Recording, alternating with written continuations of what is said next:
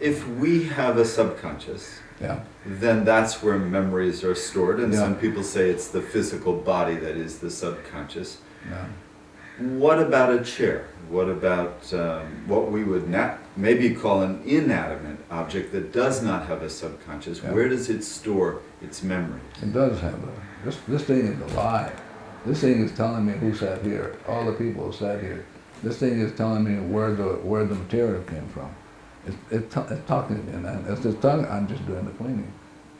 So this chair, like you, has the three selves. It has the superconscious, conscious, and subconscious. So it isn't. There's no such thing as an inanimate object.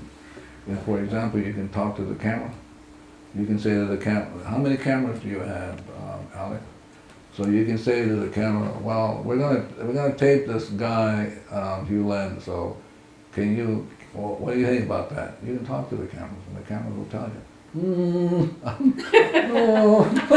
I don't know about that. And then let's say he knew how to do the cleaning, and said, well, let's do the cleaning, and so he does the cleaning, and maybe the camera will change its mind.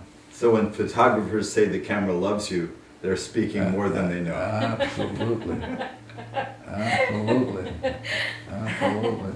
Even I had to show you how goofy this thing can be, I had a friend of mine who married a guy who wasn't doing very well in the construction business, and then when like 40,000 he made, and then maybe 3 years later after she married he made 3 million. But she knew that her job was to work on all of the projects, talk to all of the projects. And so one day he was having trouble, I think, putting up a scaffold or something. And so she did the cleaning, and she heard the nails. She heard the nails, said, we just can't get along. Can't get along. So if you can't get nails to even get along, then you can't put up a scaffold, you know. The scaffold won't work. So the idea is you have to be able to talk to everything. Get them ready. Like little children, you have to say, okay, here we're starting a new project. Here's the address.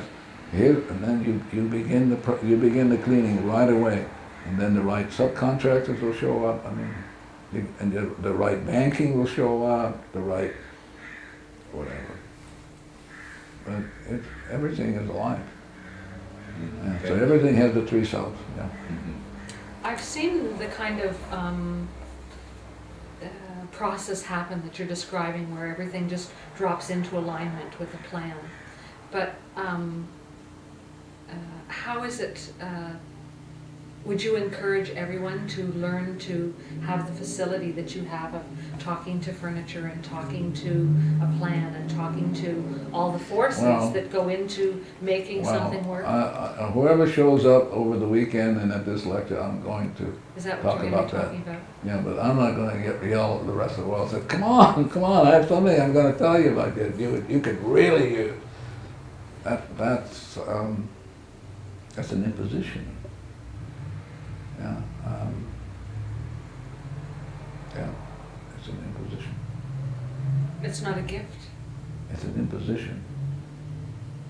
Yeah. Yeah. My job is to do my cleaning, and then if I do my cleaning and get back to zero, everybody will get back to zero. That's the only purpose I'm here. And then people show up because they would like to, however they've heard it and they would like to know more, I'm willing to do that. Because I can get more people to clean, then I'm going to have more enlightenment, huh? Great. As opposed to my light bulb going, My children say, Dad, your light's out. Say, thank you. Are there certain activities that you engage in life that help you to get to zero more than others? Yeah, like eating cleaning foods, drinking liquids that are cleaning, having plants in your environment that clean, of course. Yeah.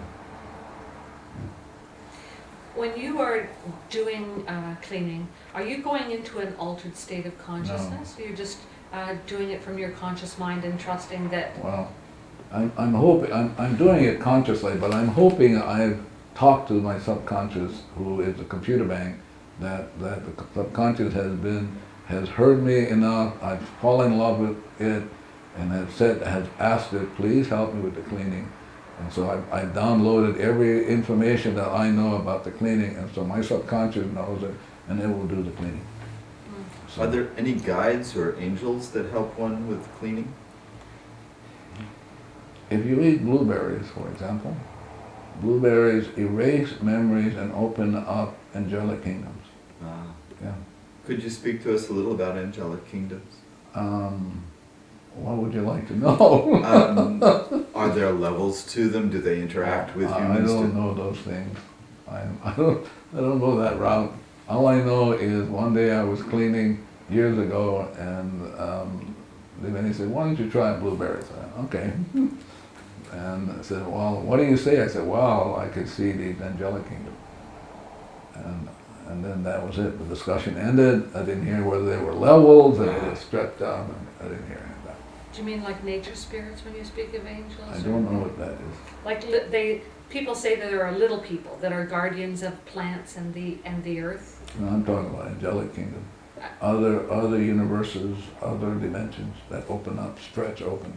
So you eat one blueberry, just stretches, and your mind goes, wow.